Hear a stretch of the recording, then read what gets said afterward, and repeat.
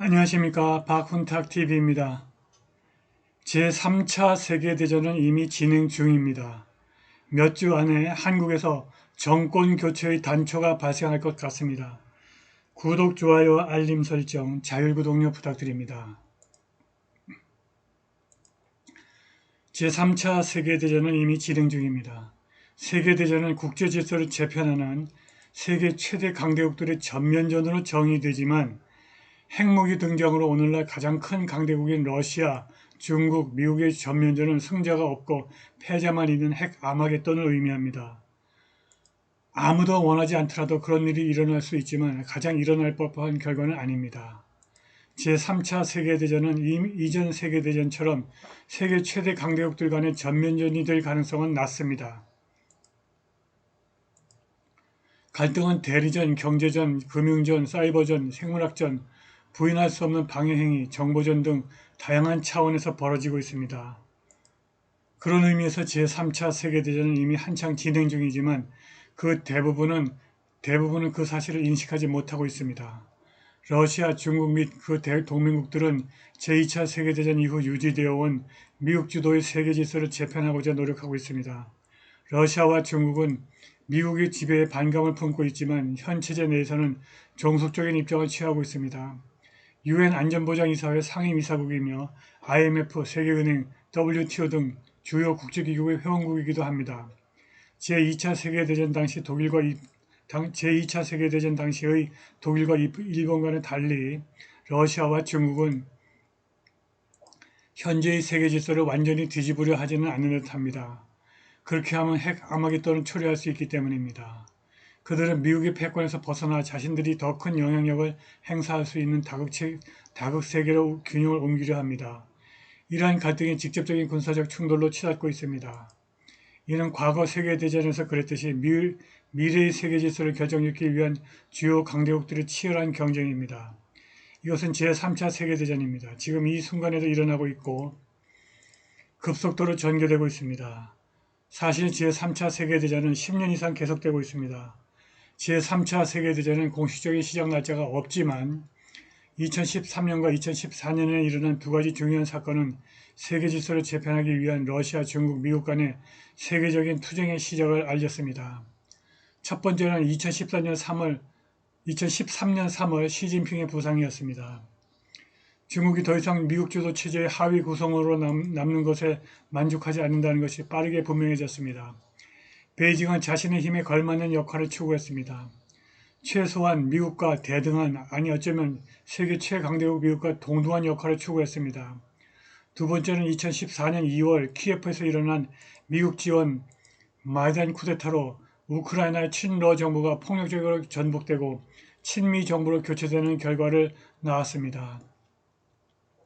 우크라이나는 문화적으로나 전략적으로 러시아의 가장 중요한 이웃입니다. 러시아를 포함한 슬라브족 국가들은 800년대 후반부터 1200년대 초까지 존재했던 현재 우크라이나를 중심으로 한 부족연합인 키예프 루스에서 그 유산을 찾아볼 수 있습니다. 우크라이나는 지정학적으로 막대한 가치를 지닙니다. 수년간 미국의 전략가들은 우크라이나를 나토에 통합하는 방안을 추진해 왔는데 이는 러시아의 군사적 지위를 크게 약화시키고 모스크바를 더욱 고립시킬 수 있는 조치로 단극 체제를 선호하는 사람들에게는 매력적인 전망이었습니다. 2014년 쿠데타 이후 모스크바는 미국이 러시아를 자국의 통제하에 두려는 의도를 가지고 있다고 확신하게 되었습니다. 이에 러시아는 중국을 비롯한 다른 여러 국가들과 협력하여 세계 질서를 단극 체계에서 다극 체계를 전환하는 등 반격할 수밖에 없었습니다. 이 두 사건이 국제 질서를 재편하기 위한 가장 강력한 국가들 간의 세계적인 투쟁 즉 제3차 세계대전의 시작을 알린 것입니다.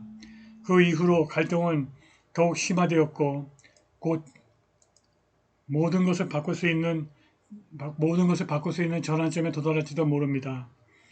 미국이 주도하는 세계 질서는 제2차 세계대전 이후 몇 가지 단계를 거쳤습니다. 1945년부터 1991년은 미국과 소련의 냉전이었고 91년 소련 붕괴 이후 미국은 명실상부한 세계 초강대국으로 부상했습니다. 흔히 단국 체계라는 이 시대는 1991년부터 2025년 트럼프 대통령 취임까지 지속되었습니다. 34년 지속되었지만 미국이 당국 체계를 영원히 유지할 수 있다는 생각은 현실적이지 않습니다. 트럼프는 당국 체제 유지가 비현실적일 뿐만이 아니라 지속 불가능하다는 것을 인지하는 듯합니다. 그는 혼란스러운 붕괴로 인해 강요받는 것보다는 미국이 스스로의 방식대로 다극 체제로 전환하는 것이 미국에게 최선이라고 판단하는 것으로 보입니다. 우리는 당극적 세계 질서가 다극적 세계 질서로 바뀌면서 불안정한 조정 시기에 접어들었습니다. 그렇다고 해서 제3차 세계대전이 끝난 것은 아닙니다.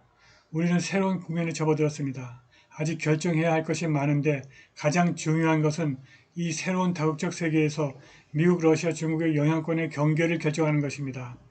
미국이 우크라이나에서 사실상 패하고 대만에서 승리 가능성이 갈수록 줄어들면서 미국은 러시아와 중국을 당국적 지배하에 완전히 복종시키는 것이 더 이상 달성 가능한 목표가 아니라는 것을 받아들인 것으로 보입니다.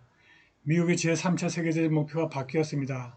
미국은 완전한 승리를 거두고 당국적 세계 질서를 유지하는 것보다는 이제 새로운 다국적 환경 속에서 자신의 힘을 극대화하는 데 집중하고 러시아와 중국의 영향력을 최대한 제한하려고 합니다. 미국은 당국 모델에서 벗어나 마지못해 경쟁 세력 러시아와 중국의 존재를 인정하는 듯 하지만 여전히 다극 세계의 지배적인 세력이 되고자 노력하고 있습니다. 제3차 세계대전이 진행됨에 따라 미국, 러시아, 중국 사이에서도 동일한 역학관계가 전 세계적으로 전개되고 있습니다. 각 진영은 다각화된 세계의 균형을 정의하는 새로운 협정이 이루어질 때까지 자신의 권력과 영향력을 확대하기 위해 노력하고 있습니다. 다각화된 세계에서 다양한 영향력 영역의 정확한 경계를 정하고 이를 합의로 공식화하는 것은 복잡하고 장기적인 과정이 될 것입니다. 하룻밤 사이에 이루어지지는 않을 것입니다. 나폴레옹 전쟁 이후 비엔나 회의, 제1차 세계대전 이후 베르사유 조약, 제2차 세계대전 이후 얄타 회담과 마찬가지로 세계 주요 강대국 간의 공식적인 합의가 이루어질 때까지 제3차 세계대전은 계속될 것입니다. 중동을 새롭게 부상하는 다국화 세계에서 가장 큰 불확실성을 안고 있는 지역 중 하나입니다. 이 지역이 중요한 역할을 할 것입니다.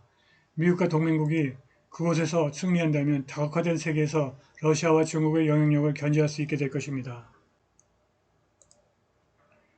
하지만 러시아와 중국이 이 전략적 지역에서 우위를 점하게 되면 미국은 제1차 세계대전과 제2차 세계대전 이후의 영국과 마찬가지로 중대한 지정학적 약화를 겪게 될 것입니다.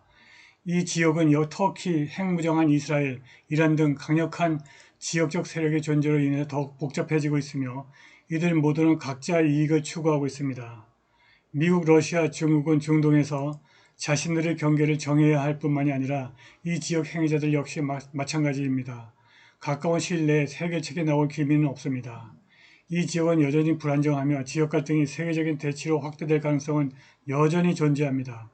핵심 질문은 다극적 세계 질서에서 이란의 역할입니다. 다극적 세계 질서에서 중동이 세력 균형의 중추적인 역할을 한다면 이란은 중동 내 세력 균형의 중추적인 역할을 하게 됩니다. 이란을 장악하면 미국은 중동의 석유 자원에 대해서 강력한 영향력을 행사할 수 있습니다. 테헤란에 미국과 동맹한 정부가 들어서면 중국의 1대1로 정책이 서쪽으로 더 나아가는 것을 막고 잠재적으로 중국의 석유 수입량의 14%를 차단할 수 있습니다. 또한 카스피해를 통한 러시아의 무역을 방해하고 러시아 남부 지역에서 러시아를 불안정하게 만드는 발판이 될 것입니다. 이란은 미국의 영향력 하에 두는 것은 러시아와 중국을 더욱 약화시킬 수 있는 문을 열어주는 셈입니다. 미국에게 이란은 전략적으로 매우 중요한 곳입니다. 러시아와 중국은 이란의 몰락을 용납할 수 없고 미국과 이스라엘 또한 이란이 버티는 것을 용납할 수 없습니다. 미국과 그 동맹국이 러시아를 상대로 한 우크라이나 전쟁이나 중국을 상대로 한 대만 전쟁에서 승리할 가능성은 희박합니다. 다극화된 세계에서 러시아와 중국의 영향력을 약화시킬 수 있는 가장 좋은 방법은 이란을 공격하는 것입니다. 그런데 미국이 이란을 공격할 수 없게 만드는 변수가 동아시아에서 발생했습니다. 한국이 중국에게 먹혀버린 것입니다. 중국이 한국에서 선거를 체계적으로 조작해서 한국의 입법부, 행정부, 사법부에 친중 반미 세력을 가득 심어놨습니다. 미국이 이러한 사실을 뒤늦게 확인한 것입니다. 한국을 중국에 내어주면 미국의 세계 전략은 모조리 숲으로 돌아갑니다. 한국의 조선업과 반도체가 없으면 미국의 산업과 국방은 무너집니다. 미국은 절대로 한국을 포기할 수 없습니다. 상황이 얼마나 심각한지에 대한 브리핑을 받은 트럼프는 자신의 SNS 트루스 소셜에 한국에서 무슨 일이 벌어지고 있는 거지? 마치 숙청, 프로지나 혁명, 레볼루션처럼 보인다라고 썼습니다. 이후 트럼프는 자신의 발언 의미를 묻는 질문에 지난 며칠 동안 한국 새 정부가 교회들을 급습했다는 소식을 들었습니다. 아주 잔혹한 급습이었고 심지어 우리 군 기지까지 들어가 정보를 빼돌렸다고 합니다. 그런 짓은 하지 말았어야 했을 텐데 안 좋은 소식을 들었습니다. 라고 말하면서 우리는 그런 일을 용납하지 않을 것입니다. 절대 용납하지 않을 것입니다. 라고 덧붙였습니다. 뉴트 깅리치는 트럼프가 가장 신뢰하고 존경하는 공화당 정치인입니다. 그는 미국 하원 조지아주 6선거구에서 11선을 했고 하원 의장을 4년 역임한 살아있는 전설입니다. 이러한 깅리치가 앞으로 몇 주는 이재명이 트럼프의 이러한 메시지를 제대로 이해하고 전체주의적 경찰국가 전술, 중국 공산당 지도자 시진핑이 공감할 수 있는 전술에서 벗어나 법치주의로 회귀하는지 여부를 확인하는 데 중요한 시간이 될 것이다. 미국은 3대 80년에 걸쳐서 법치주의를 확립하기 위해서 노력해왔다. 이는 미국과 한국 정부의 관계에 있어서 중요한 순간이다라고 워싱턴 타임스에 썼습니다.